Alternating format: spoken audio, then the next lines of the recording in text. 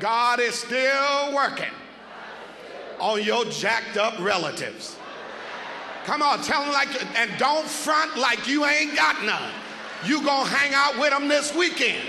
And that's why God sent you in here today. So that I could tell you that, see, when you want to kick them out, when they start acting a fool, I want you to hear the pastor say, God is still working on Cutting Earl. God is still working on Little Frida. God is still working on my jacked up relatives just like he's working on me.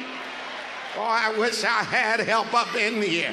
See, he was willing to do it. He saw the provision as a platform that God had established to save the very ones who had caused them to suffer. And that's a choice all of us have to make. The choice to see God working in the worst of our circumstances, to believe, trust, and know that God is so awesome that he can use the actions of your enemies as an angle for elevation in your life. When we arrive in chapter 46, Joseph uses his hookup in order to hook his brothers up, because he had chosen to see his circumstances through the lens of divine activity. He had concluded that even while his brothers were plotting, God was planning, that even though they intended deprivation, God had determined exaltation. And somebody needs to get this in your spirit before the benediction, and that way you won't have to stress out. You ain't got to slam the phone down in nobody's face. You ain't got to slap nobody. You ain't gonna have to put nobody out. You ain't gonna have to cuss nobody out,